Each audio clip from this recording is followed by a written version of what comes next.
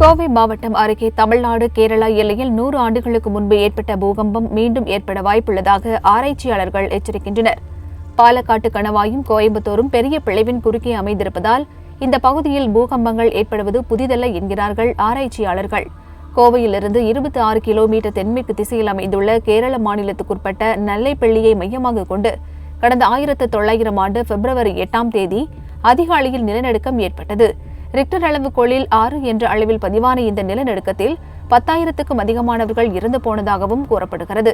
சுமார் 25,000 சதுர கிலோமீட்டர் சுற்றளவுக்கு நில அதிர்வு உணரப்பட்டது. 116 ஆண்டுகளுக்கு முன்பு ஏற்பட்ட இந்த பூகம்பம் மீண்டும் ஏற்பட வாய்ப்புள்ளதாக எச்சரிக்கிறார்கள் ஆராய்ச்சியாளர்கள்.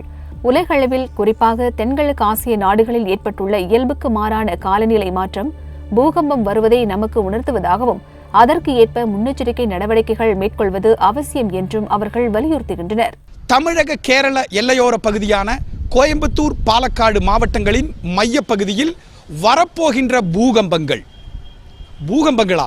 ஆம், 1900 பிப்ரவரி மாதம் 8ஆம் நாள், அதாவது 116 ஆண்டுகளுக்கு முன்பு அதிகாலை 3:11 தென்னிந்தியாவிலேயே நிகழ்ந்த மிகப்பெரிய பூகம்பத்தின் மையம் கோயம்புத்தூர் பூகம்பம். அந்த மையம் இப்போது பாலக்காட்டில் உள்ளது. மாநிலங்கள் பிரிக்கப்படுவதற்கு முன்பு ரிக்டர் அளவுகோலில் 6 மற்றும் 6.4 அளவுகளில் வந்த பூகம்பத்தில் 10,000க்கும் கூடுதலான மக்கள் இறந்து போனார்கள். இது எல்லாம் அரசு பதிவேடுகளில் உள்ளது.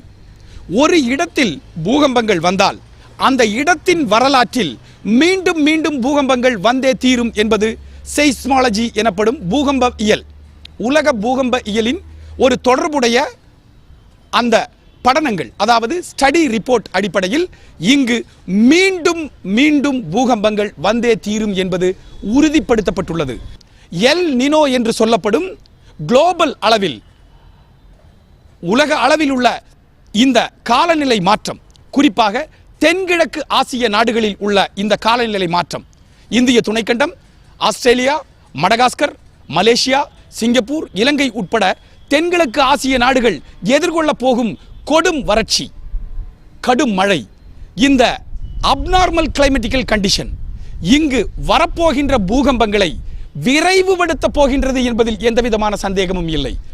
தொழில்நுட்பம் வளர்ந்த இந்த காலகட்டத்தில் குழந்தைகள் உட்பட இங்கிருக்கும் இயற்கை செல்வங்கள், முதியவர்கள், இங்கிருக்கும் அனைத்து விதமான சொத்துக்களையும் பாதுகாப்பதற்கு தற்காப்பு முன்னெச்சரிக்கை நடவடிக்கைகளை நாம் இந்த வினாடியிலிருந்து மேற்கொண்டே ஆக வேண்டும் என்ற கட்டாயமான காலகட்டத்தில் வாழ்ந்து கொண்டிருக்கின்றோம்.